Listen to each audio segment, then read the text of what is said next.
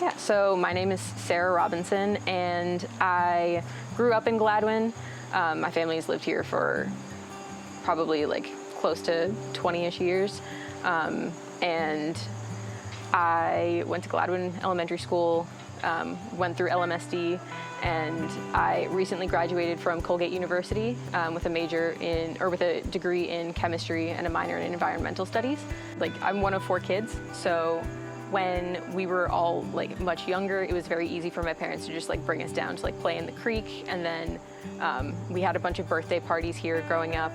And so it was just easy to come down the street, and then we knew we could like play in the creek, we could walk around, and it's nice to just have like a space where you don't have to like drive 45 minutes to go for like a nice hike, or you don't have to, I mean, it's good for like little kids to just be like out and about, and it was really nice for us to be able to kind of experience that from a young age, just like getting messy and actually like living up to like Miss Frizzle's like take chances, get messy, make mistakes, like just out in the wilderness. So I've actually been a volunteer doing habitat management work with Lorna since 2017, when I was home for a summer and decided, you know, this would be a great time to give back to Riverbend. So since then, I had been like getting in touch with her every time I was home and just saying, hey, if you need any help, like let me know. Because it's always fun to kind of get out here, and whether it's like just pulling up a bunch of invasives or actually like planting new plants, or otherwise like helping maintain Riverbend, it's actually a lot more fun than people might think it is. Because it's nice to just kind of like get out into like the wilderness, and as much as it is doing work,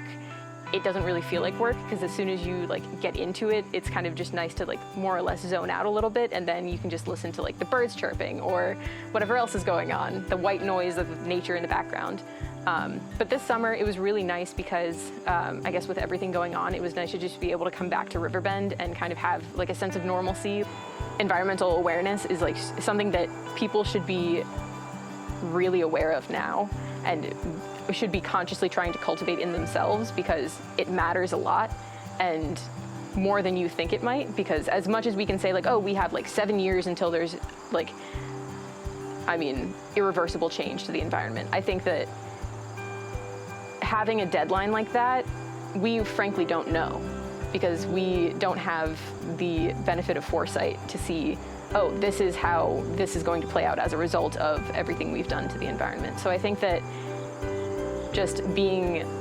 more knowledgeable from like my exchanges with the staff at Riverbend and like my different coworkers, I think that it's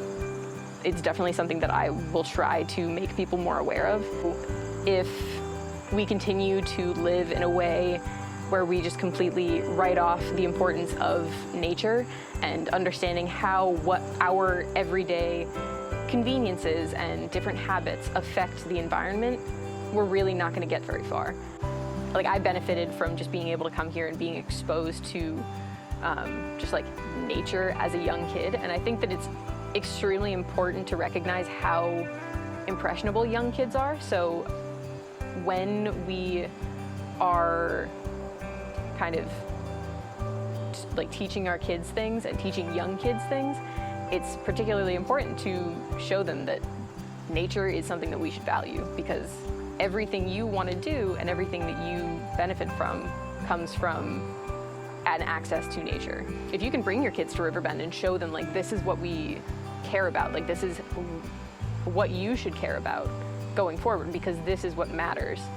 I think that that can actually be a really grounding force for some kids, and I think that that can also help them growing up understand like, this is what's important.